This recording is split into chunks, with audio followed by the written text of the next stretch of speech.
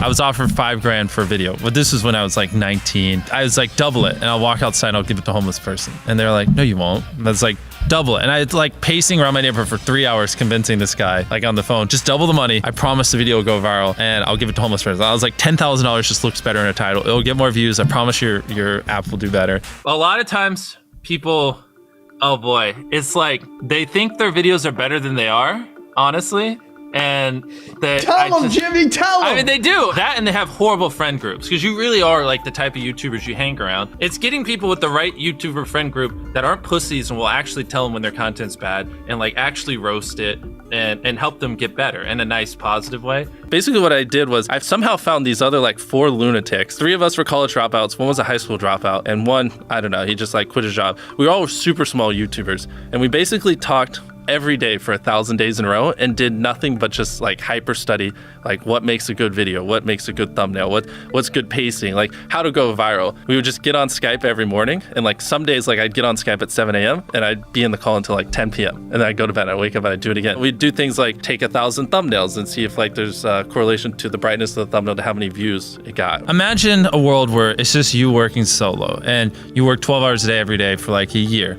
And you're just grinding, you make a mistake, you learn from it, you grind, you make a mistake, you learn from it, and you do that for like a year. And then imagine a different world where you have 4 friends who are also equally grinding in something similar. Friend number 1 makes a mistake on Friday, he teaches the other 4 people. Friend number 2 makes a mistake the next week, teaches everyone. And then like you're all learning from each other's mistakes. You're all constantly studying 24/7 and downloading each other. Like after a year, you're like 2 years ahead of the guy who was just solo. Do you frequently go that far out of your way to capture the thumbnail? Yeah, I mean, of course, everyone should. If people don't click, they don't watch. So you want to give them something to click. Something a lot of people forget is like unsuggested on phones, thumbnails are really fucking small. So like people are editing thumbnails full blown on their computer. And when you shrink it down, you can't see. We try to all around be above the rest. Anyone can clickbait, but do you actually like deliver on it? We say we put 100 million Orbeez in the backyard, we put 100 million Orbeez in the backyard. Your title and thumbnail set expectations. Like what you're saying is like, I like bananas. And what you need is bananas are the best goddamn food on the planet. Like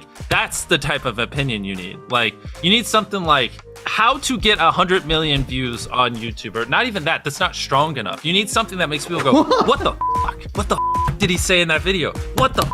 I need to know. At the very beginning of the video, to minimize drop-off, you want to assure them that those expectations are being met. If you're putting 1 million Orbeez in a pool, don't start the video with you shopping for, you know, your mom's birthday present. At the beginning of the video, just say, this is 100 million Orbeez. We're gonna fill this pool and this entire backyard with them. Match the expectations, and then you want to exceed them. So you want to assure people that what they clicked on is what they're getting, and then blow their mind and be like, but you're also getting even more. Anytime you say the word algorithm, just replace it with audience. The algorithm didn't like that video? No, the audience didn't like that video. If I wasn't retaining a viewer, just would it make sense for you to promote it? Why would you promote a 10-minute video that people watch on average a minute and a half? I mean, every video, even the stupid ones, I learned something. You know, that's something I try to make a very big point of, is like, no matter how bad we mess up, like we sometimes have videos that have horrible retention. It's just like, as long as you learn from it, it's not the end of the world. Every YouTuber says it. It's like, no one will ever be able to replicate my style. I gotta edit it. But newsflash, someone can. It's actually not as difficult as you think. It was good that I got a really strong foundation on how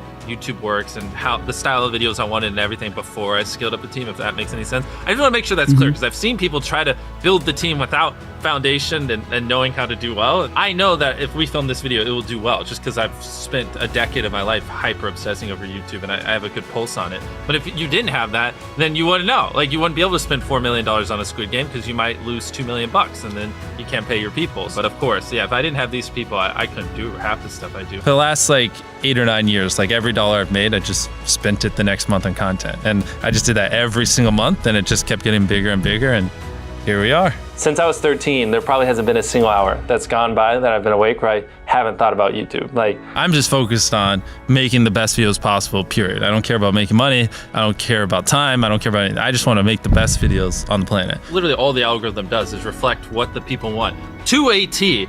And if you deny that, you just make terrible videos and are trying to find a scapegoat. We do our videos in other languages as well. If you Google it, it's like only whatever, less than 10% of the world speaks English. So 90% of the world can't even enjoy your content. And when I realized that, I was like, wait a minute, 90% of the world can't even watch this stuff. Like, we just started doing this like 6 months ago, and it's crazy like how viral some of these videos are going. 51 million. In Spanish, the guy who does my dubs is the same guy who dubbed Spider-Man. We managed to convince him. So a lot of those comments are like, why does he sound like Spider-Man, or is MrBeast Spider-Man? To me, what's important is click-through rate, getting people to click on your video, and then average view duration, average view percentage, or just relative retention, and having them watch it. A lot of creators think click-through rate is just like the title and thumbnail and did they click it, but a lot of it too is, did they enjoy your last video? Because if someone watches a video of yours and they loved it, you can bet the next time you're recommended, their chance of clicking is a lot higher. Sometimes we're filming for 3 or 4 days, like 10 hours a day,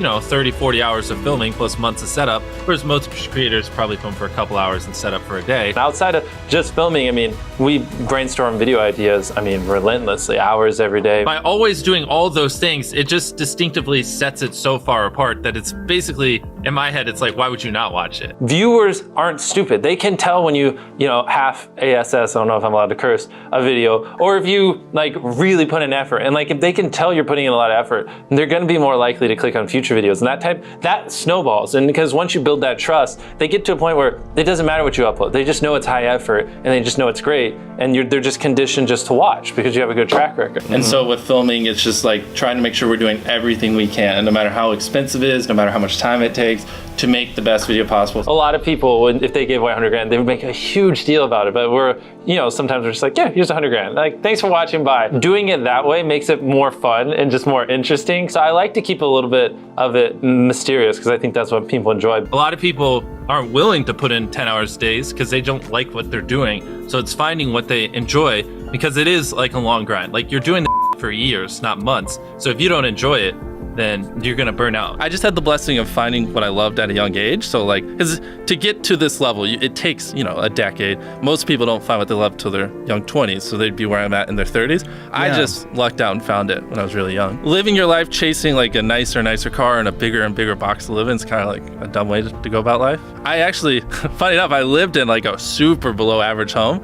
And I kind of learned why famous people don't live in below average homes, because someone broke in, stole everything I owned. So I had to get a little nicer house for security reasons. But before I was robbed, my place is a little duplex, $700 a month. You get a roommate's $360 split. People think just because you go for views means you can't have fun, but you can pull views and you can have fun, which is what we purposely try to do. If you're not doing something that's just inherently fun to you, you're just quit. Just give up. You gotta at least semi-enjoy what you're doing, or you're gonna quit long before it gets to the point where it brings in money or whatever else could be driving you. So find what you love, and then I would just hyper obsess. Make sure no one doing what you're doing is doing it better. Make sure the videos are as good as possible. You can be motivated by more than one thing. I'm motivated because I want to support my mom and my family. I'm motivated because I want to employ my friends and help them. I'm motivated because I want to help other people. I'm motivated because I want to be a YouTuber. I feel like that's another misconception. You can have lots of things that drive you. Absolutely. Yeah. Absolutely. So there's just tons of stuff that drive me. And everything drives me to wanting to be a YouTuber, so I kind of obsess over it. For the people that are willing to be coachable, I would say just education. There is a lot of misinformation out there that people live and breathe by, the weirdest stuff. I gotta upload at midnight on Wednesdays or my videos don't do well. It's just dumb stuff like that they don't realize how badly they're handicapping themselves. Some minor tips I could give is if somehow you could have a payoff at the end, then more people are gonna watch to the end just to see what happened. Whichever one of these 456 people survives the longest wins 456 grand. Cut out all dull moments, try not to over-explain things. If a camera just sits on me and I'm just talking for 20 seconds, it doesn't hold retention as well as, maybe me talking and other footage popping up. It's much easier to get 5 million views on one video than 50,000 views on 100 videos. It takes way less effort to get 5 million views on one video. Back then, which I think small YouTubers should do, is I would reply to every single comment. And so I think a few people caught on that I would always reply. And so some people would just be like, I wonder how long it'll take for him to reply. So that was a lot of my comments when I was smaller, but at least it kept him coming back. In your analytics, and most of you probably know this, audience retention. You can see where people click off. Just literally go through your last 50 videos, write down where everyone clicked off, and then just don't do those things again. But wait a minute, MrBeast. What if I don't know how to actually improve my average view duration? How do I know where to start? What if I'm just a noob? Well, in order to better retain your viewers, it's first helpful to have a really deep understanding of how they experience YouTube, to put yourself in their shoes. And in this video, I explain 5 simple steps that will help you do just that. Check it out.